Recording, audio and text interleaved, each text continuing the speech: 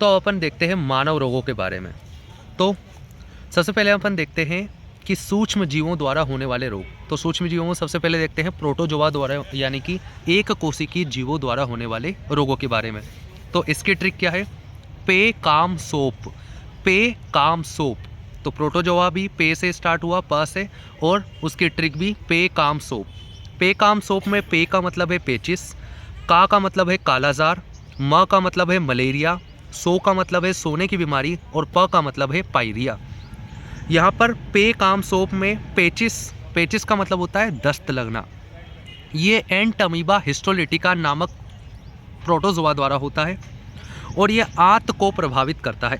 तो Entamoeba histolytica द्वारा होता है और आंत प्रभावित होती है। अगला है कालाजार।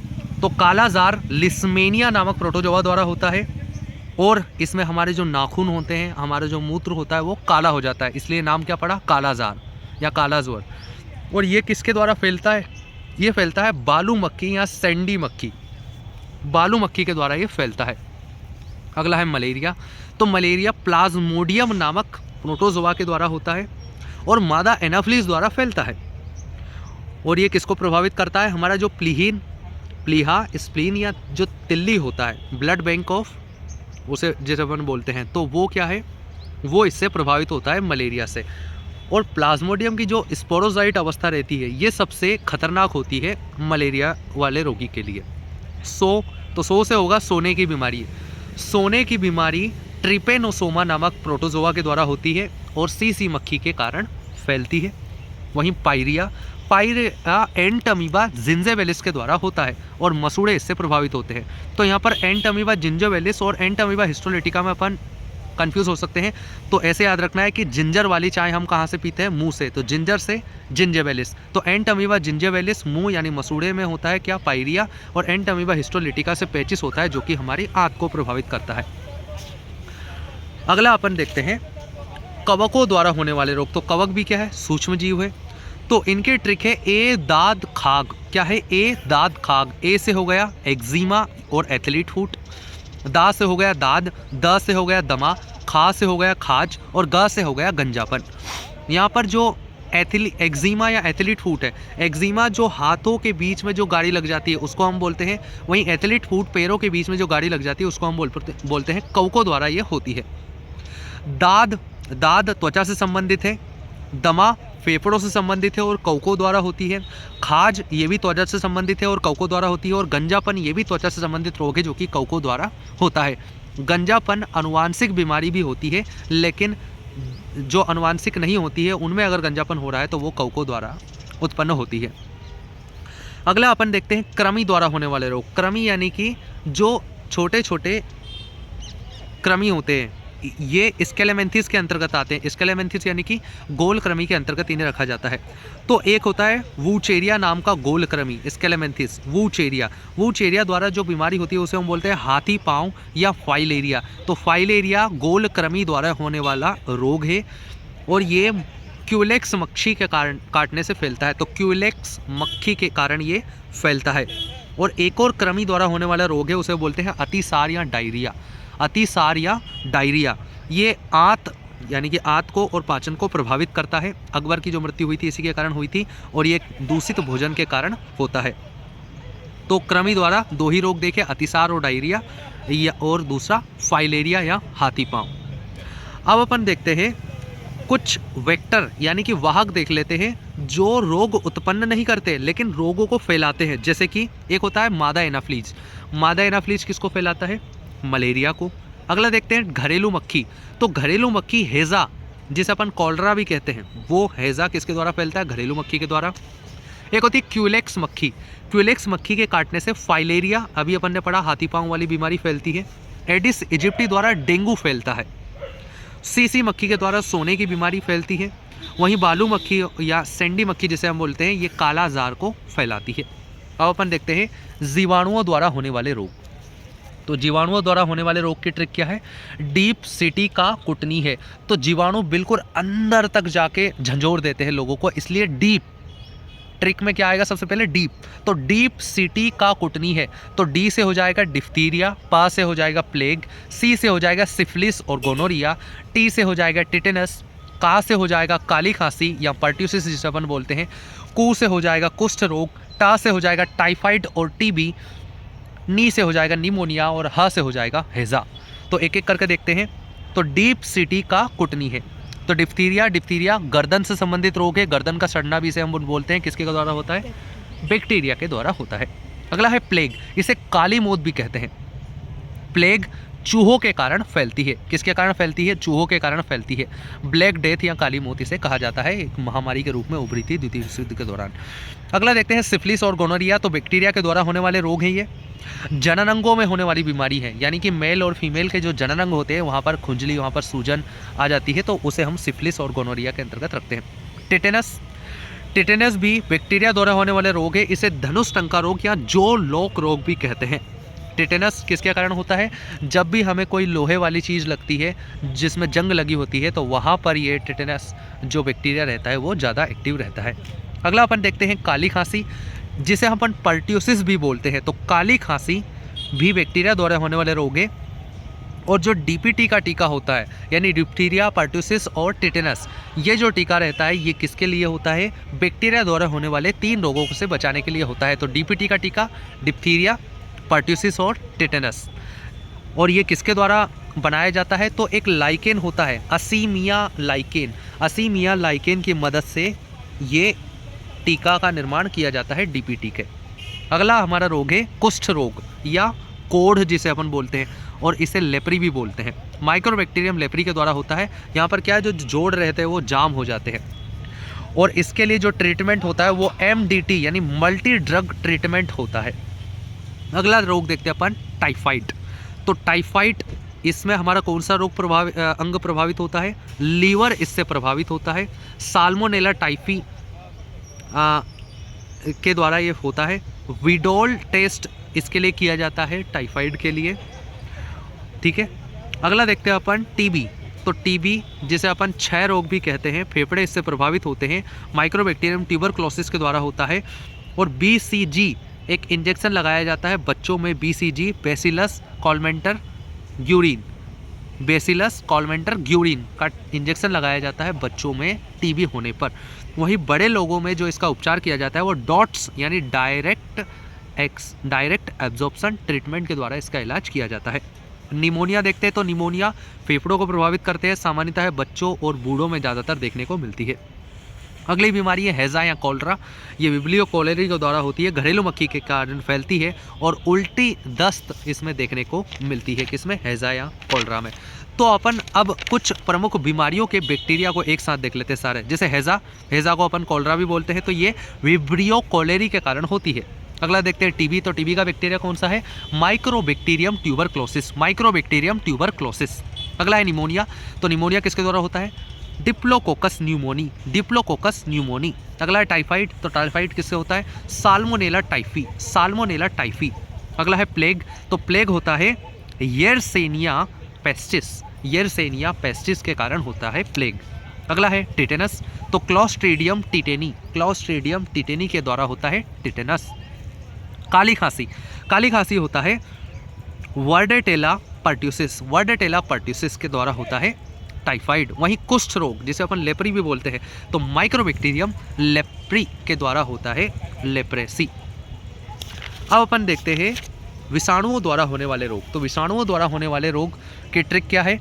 एडे पोइचे छोग खटरा हिमहरे। यहाँ पर ए का मतलब क्या है? एड्स। डे का मतलब है डेंगू। पो का मतलब है पोलियो। ई का मतलब है इन्फ्लुएंजा और इबोला। चे का मतलब है चेचक। छो का मतलब है छोटी माता। ग का मतलब है गलसुआ। ख का मतलब है खसरा। ट्र का मतलब है ट्रेकोमा। ही का मतलब है हेपेटाइटिस। म का मतलब है मेनिंजाइटिस। ह का मतलब है हर्पिस और रे का मतलब है रेबीज। तो एडे पोइचे छोक खटरा हिमहरे कौन कौन से रोग होते हैं? AIDS, dengue, polio, influenza, Ebola, चेचक, छोटी माता, गलसुआ, खसरा, trachoma, hepatitis, meningitis, herpes, rabies, और एक और होता है कौन सा? Zika virus. तो एक एक करके देखते हैं। तो सबसे पहले एड्स के बारे में देखते हैं। तो एड्स का फुल फॉर्म होता है एक्वायर्ड इम्यूनो डिफिशियंसी सिंड्रोम, जो कि HIV वायरस यानी कि ह्यूमन इम्यूनो डिफिशियंसी वायरस के द्वारा होता है। इसके लिए कौन सा टेस्ट किया जाता है, तो एलिसा टेस्ट होता है। एलिसा टेस्ट का फुल फॉर्म होता है एंजाइम लिंक्ड इम्यून सॉल्वेंट एसे। WBC की जो टी लिम्फोसाइट सेल होती है उसे ये प्रभावित करता है, और एड्स वास्तव में कोई रोग नहीं है। एड्स एक ऐसी अवस्था है जिसमें अगर कोई रोग हो जाए तो वो ठीक नहीं होगा। तो एड्स वास्तव में कोई रोग नहीं है, लेकिन अगर एड्स किसी को हो गया तो कोई रोग होने पर वो ठीक नहीं होगा। ठीक है, अगला देखते हैं कि 4 ही तरीके हैं जहाँ पर एड्स किसी एक व्यक्ति से दूसरे व्यक्ति में फैल सकता है। तो पहला तो होता है गर्भवती माँ से अपने बच्चे में। दूसरा अनैतिक संबंध, यानी कि अनैतिक संबंध जब बनाते हैं लड़के लड़कियों के बीच में, तो उससे संक्रमित रक्तदान से, यानी कि ऐसा रक्त जिसमें HIV वायरस था उसको किसी और पर चढ़ा देने से। और चौथा होता है संक्रमित हथियार या उपकरण का प्रयोग करने से, यानी सीरीज या ब्लेड वगैरह का इस्तेमाल करने से एड्स एक से दूसरे में फैल सकता है। 1981 में सबसे पहले एड्स हमें कैलिफोर्निया में देखने को मिला था। वहीं 1 दिसंबर को प्रतिवर्ष एड्स दिवस के रूप में मनाया जाता है। अगला अपन देखते हैं डेंगू के बारे में। तो डेंगू का जो वाहक होता है वो एडिस इजिप्टी होता है, अपन देख चुके हैं। डेंगू में सबसे ज़्यादा जो प्रभावित होता है वो प्लेटलेट्स प्रभावित होती है, यानी प्लेटलेट्स की संख्या तेज़ी से गिरती है। और इसके उपचार में क्या देखा जाता है, सबसे ज़्यादा पपीते की पत्तियाँ और बकरी का दूध। अगला देखते हैं पोलियो। तो पोलियो किसके कारण होता है, पोलियो वायरस के कारण होता है। लसिका तंत्र यानी लिम्फ तंत्र इससे प्रभावित होता है, लिम्फ सिस्टम। और इसमें क्या होता है, अगर किसी को पोलियो हो जाए तो उसके हाथ और पैर अविकसित रह जाते हैं। पोलियो का टीका जोनाल सॉल्क द्वारा बनाया गया था, जो कि इंजेक्शन द्वारा दिया जाता है। भारत पोलियो मुक्त हो चुका है 2014 में। वहीं 1995 में पल्स पोलियो मिशन की शुरुआत की गई थी, है ना। तो पल्स पोलियो कार्यक्रम चलाया गया था पोलियो के उन्मूलन के लिए। और ये क्या है, एंट्रोवायरस है पोलियो। ठीक है, अगला देखते हैं इन्फ्लुएंजा। तो इन्फ्लुएंजा ये वास्तव में फ्लू होता है, यानी जो नॉर्मल सर्दी जुकाम हमको होता है वो इन्फ्लुएंजा होता है। और वो किसके द्वारा होता है, वायरस के द्वारा। तो जो नॉर्मल सर्दी जुकाम किसके द्वारा होता है, वायरस के द्वारा, ना कि बैक्टीरिया के द्वारा। और इसमें 2 प्रकार के फ्लू हमें देखने को मिलते हैं, एक होता है बर्ड फ्लू और एक होता है स्वाइन फ्लू। तो बर्ड फ्लू पक्षियों के कारण होता है, मतलब पक्षियों के कारण फैलता है, और इसे H5N1 वायरस के द्वारा होता है। श्वसन तंत्र ही दोनों में प्रभावित होता है, सांस लेने में दिक्कत आती है। वहीं जो स्वाइन फ्लू होता है उसमें H1N1, क्योंकि ये मच्छर के कारण फैलता है, तो H1N1 वायरस के कारण ये होता है। अगला देखते हैं चिकन पॉक्स, जिसे अपन चेचक भी कहते हैं। तो चिकन पॉक्स वेरिसेला वायरस के कारण होता है और त्वचा इससे प्रभावित होती है, बड़े बड़े आकार के धब्बे बनते हैं इसमें। वहीं छोटी माता, जिसे स्मॉल पॉक्स भी कहते हैं, ये वेरिओला, तो वेरिसेला चिकन पॉक्स या चेचक, वहीं वेरिओला छोटी माता या स्मॉल पॉक्स के कारण होता है। अगला देखते हैं गलसुआ। तो गलसुआ जो हमारी पैरोटिड ग्लैंड होती है उसी के कारण ये गलसुआ होता है, इसमें सूजन आ जाती है और वायरस के कारण होने वाला रोग है। अगला देखते हैं खसरा या मीजल्स।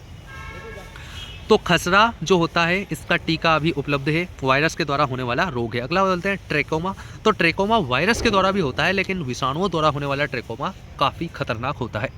अगला देखते हैं हेपेटाइटिस। तो हेपेटाइटिस A, B और C अलग अलग प्रकार की बीमारियां हैं, और हेपेटाइटिस से ही संबंधित एक रोग होता है जिसे हम बोलते हैं जॉइंडिस या कि पीलिया रोग। तो पीलिया या जॉइंडिस किसके कारण होता है, दूषित भोजन या जल के कारण, मुख्यतः दूषित जल के कारण ये होता है। और इसका इलाज संभव है, लेकिन अगर ये ज़्यादा स्टेज यानी हेपेटाइटिस C अगर हो जाए तो उसका इलाज अभी तक संभव नहीं हो पाया है, इसकी वैक्सीन बन चुकी है। तो हेपेटाइटिस कौन सा अंग प्रभावित होता है, तो हमारा लीवर इससे प्रभावित होता है। इसे यकृत शोथ भी कहते हैं, यानी कि लीवर का सूज जाना। अगला रोग है मेनिंजाइटिस। तो मेनिंजाइटिस किसके कारण होता है, वायरस के द्वारा ही होता है। जो सिर का हमारा रक्षा कवच होता है मेनिंजाइस, उस झिल्ली में सूजन आ जाती है, उसे ही हम क्या बोलते हैं, मेनिंजाइटिस। वहीं अल्जाइमर और सीजोफ्रेमिया ये दिमाग से ही संबंधित रोग है, लेकिन ये वायरस द्वारा नहीं होते हैं। अगला देखते हैं हर्पिस। तो हर्पिस त्वचा से संबंधित रोग है, इसमें खुजली होती है और अधिकतर यह जनन अंगों के पास में देखने को मिलता है। रेबीज जो रोग है ये भी किसके द्वारा होता है, वायरस के द्वारा ही होता है। कुत्ते के काटने से या बिल्ली के काटने से या फिर बंदरिया के काटने से ये होता है। 100% जानलेवा होता है रेबीज। इसमें क्या होता है, हाइड्रोफोबिया यानी पानी से डर लगता है और बहुत सारी चीज़ें होती हैं। तो रेबीज फैलता, ठीक है ना, वायरस द्वारा होने वाला रोग है। तो यहाँ पर अपन फिर से एक बार और नाम देख लेते हैं। तो एडे, पोइचे, छोक, खटरा, हिमहरे। तो AIDS, dengue, polio, influenza, Ebola, चेचक, छोटी माता, गलसुआ, खसरा, टेकोमा, मेनिंजाइटिस, हेपेटाइटिस, हर्पिस और रेबीज, और इसके अलावा जीका वायरस जो कि मस्तिष्क से संबंधित रोग है। इसमें जो बच्चा होता है, यानी गर्भवती महिला में अगर जीका वायरस का संक्रमण होता है तो उसका जो बच्चा होता है वो मंद बुद्धि का पैदा होता है, जीका वायरस, ठीक है। इसके अलावा कुछ रोग ऐसे होते हैं जो कि वंशानुगत होते हैं। वंशानुगत रोग कौन कौन से, जिनमें दो प्रमुख है, एक होता है वर्णांधता और एक होता है फाइलेरिया, हीमोफीलिया। वर्णांधता में क्या होता है, 3 रंग है, एक तो हरा जिसमें कि प्रकाश संश्लेषण की क्रिया होती ही नहीं है, एक लाल जिसमें प्रकाश संश्लेषण की क्रिया सबसे तेज होती है, और एक नीला। तो लाल, हरा, नीला, लाल, नीला, हरा, ये 3 रंगों में भेद नहीं कर पाता है वर्णांध व्यक्ति। और इसमें कौन सी कोशिकाएं प्रभावित होती हैं, शंकु कोशिकाएं, कोन सेल्स प्रभावित होती है। हीमोफीलिया में क्या होता है, रक्त अल्पलता इसे हम कहते हैं, रक्त अल्पता इसे हम कहते हैं, अमीरों की बीमारी होती है। इसमें क्या है, खून का थक्का बनना बंद हो जाता है, ये भी किसी एक आनुवांशिक बीमारी है। इसके अलावा गंजापन भी एक आनुवांशिक बीमारी है। इसके अलावा कुछ और बीमारी देख लेते हैं जो असंक्रामक रहती हैं। तो जितनी भी कमी से होने वाले रोग हैं, यानी कि विटामिन की कमी से होते हैं, या प्रोटीन की कमी से, या कार्बोहाइड्रेट की कमी से, तो वो सभी, और या खनिजों की कमी से हो, वो सभी असंक्रामक रोग होते हैं। इसके अलावा मिर्गी जो होता है, एपिलेप्सी, वो किससे, तंत्रिका तंत्र से संबंधित रोग है, यानी मस्तिष्क से संबंधित रोग है। 14 फरवरी को मिर्गी डे मनाते हैं अपन, और ये कैसा है, असंक्रामक रोग है। इसके अलावा कैंसर कोशिकाओं के अनियमित और अनियंत्रित विभाजन को ही हम कैंसर कहते हैं। ल्यूकेमा हम रक्त कैंसर को कहते हैं। रक्त कैंसर में क्या हो जाता है, वाइट ब्लड सेल्स की संख्या बहुत तेजी से बढ़ जाती है। ऑन्कोलॉजी क्या होता है, कैंसर के अध्ययन को ऑन्कोलॉजी कहते हैं, और इसका इलाज, यानी कैंसर का इलाज कीमोथेरेपी के अंतर्गत किया जाता है। गामा रेज और कोबाल्ट 60 का इसमें इस्तेमाल किया जाता है, ठीक है। इसके अलावा हेमरेज क्या होता है, तो जब भी किसी नस का फट जाता है और रक्त का थक्का जम जाता है, उसे हम ब्रेन हेमरेज कहते हैं। और हर्निया क्या होता है, तो हर्निया कहीं पर भी हो सकता है, जब भी एक अंग की अतिवृद्धि हो जाती है, दूसरे अंग को प्रभावित करती है, तो उसे हम हर्निया कह देते हैं। तो यहाँ पर ये सारी चीज़ें होती हैं। अब अपन कुछ वायरस के नाम भी देख लेते हैं, जैसे कि डेंगू किस वायरस से होता है, तो फ्लेवी वायरस के कारण होता है डेंगू। वहीं खसरा मोरवालो वायरस के द्वारा होता है। वहीं गलसुआ पैरोटिड ग्लैंड में होता है, तो पेरो से ही उसका नाम आएगा।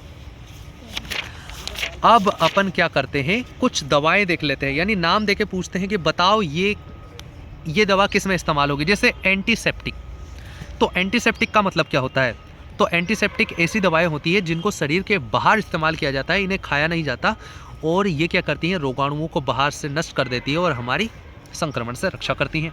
एंटीबायोटिक क्या होती हैं, तो ये शरीर के अंदर जो रोगाणु गए हुए हैं उनको नष्ट करने का काम करती है, और ये मुख्यतः बैक्टीरिया यानी कि जीवाणुओं के द्वारा होने वाले रोगों के संदर्भ में इस्तेमाल की जाती है। अगली है एंटीपायरेटिक, तो बुखार को खत्म करने के लिए एंटीपायरेटिक का इस्तेमाल किया जाता है, जैसे पैरासीटामोल और एस्पिरिन क्या है, एंटीपायरेटिक है। एंटी फर्टिलिटी यानी कि गर्भ निरोधक गोलियों को एंटी फर्टिलिटी कहा जाता है। एनाल्जेसिक क्या होती हैं, तो दर्द निवारक दवाइयाँ जो होती है वो एनाल्जेसिक होती हैं। तो यहाँ पर दवाइयों के बारे में भी अपन ने देख लिया।